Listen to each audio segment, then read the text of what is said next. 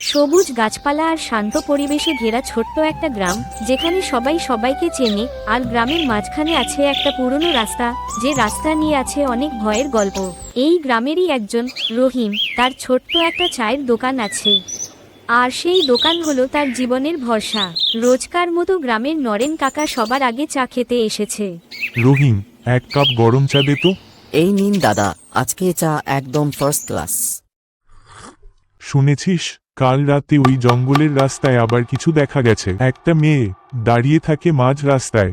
যে ওকে দেখে, সে নাকি অসুস্থ হয়ে পড়ে। অনেক বছর আগে ওই রাস্তায় এক মেয়ের দুর্ঘটনা হয়েছিল বৃষ্টির রাতে। কেউ তাকে বাঁচাতে আসেনি। তারপর থেকেই সে নাকি ওই রাস্তায় ঘোরে। রহিম এই সব কথাই বেশি বিশ্বাস না করলেও তার মনে একটা অদ্ভুত ভয় ঢুকে যায়। সত্যি নাকি এইসব বাজে কথা? আমি নিজে গিয়ে দেখব একদিন। ঠিক আছে, আজ তাহলে আসি, বাড়িতে একটু কাজ আছে। একদিন রাতে তার দোকান বন্ধ করতে অনেক দেরি হয়। প্রবল বৃষ্টির কারণে সবাই চলে যায়। রহিম একা পড়ে থাকে তার দোকানটাই। বৃষ্টি দেখছি থামার নাম নেই। আজ তো খুব দেরি হয়ে গেল। বৃষ্টি থামে রাত অনেক হলে। রহিম বাড়ি ফেরার সিদ্ধান্ত নেয়, কিন্তু সবচেয়ে ছোট রাস্তা, সেই অভিশপ্ত রাস্তা। রহিম হাঁটতে হাঁটতে অনুভব করলো কেউ যেন তার পিছনে হাঁটছে।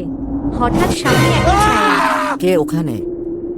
আমি সেই অনেক বছর আগে এই গ্রামের পাশের আরেকটি ছোট্ট গ্রামে থাকতো একটি মেয়ে। তার নাম ছিল মেহেরা, একটা সাধারণ মেয়ে। স্বপ্ন ছিল ছোট্ট সংসার নিয়ে সুখে থাকার।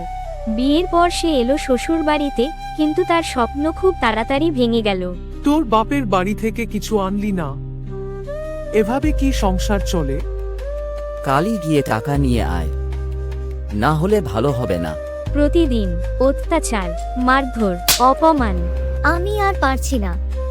তার চোখের জল কেউ দেখতো না, তার কষ্ট কেউ বুঝতো না। একদিন প্রবল বৃষ্টির রাতে তারা তাকে আবার মারধর করতে শুরু করে। টাকা আনবি না, তাহলে এই বাড়িতে থাকার দরকার নেই। বের হয়ে যা এখনই। আহত অবস্থায় তাকে ঘর থেকে বের করে দেওয়া হলো। রক্তাক্ত শরীর নিয়ে মেহেরা হেঁটে চলল, কোনো রকমে পৌঁছালো সেই জঙ্গলের রাস্তার কাছে। সেই রাস্তায় লুটিয়ে পড়ল। সেদিন রাতে তার স্বামী কিছুক্ষণ পর তাকে খুঁজতে বার হয়, এই ভয় যে থানায় গেলে তার কি হবে। সে জঙ্গলের রাস্তায় এসে দেখে মেহেরা রাস্তায় পড়ে আছে। তখন ও সে বেঁচে ছিল, কিন্তু সে তাকে না বাঁচিয়ে জঙ্গলের মধ্যে নিয়ে গিয়ে তাকে মাটির নিচে পুঁতে দেয়। আর সেখানেই তার জীবন শেষ হয়ে গেল। যে সাহায্য চেয়েছিল, কিন্তু কেউ থামেনি। আমাকে কেউ সেদিন বাঁচাতে আসেনি। হঠাৎ বজ্রপাত। রহিম ভয় পেয়ে দৌড়াতে শুরু করে। থামো, থামো বলছি। রহিমের চোখ অন্ধকার হয়ে এলো ধীরে ধীরে। সে নিজে নিজে ভাবল আজই বুঝি তার শেষ দিন। রহিম দৌড়াতে দৌড়াতে হঠাৎ হোঁচট খেয়ে পড়ল। পরের দিন গ্রামবাসীরা তাকে অজ্ঞান অবস্থায় খুঁজে পায় ওই রাস্তায়।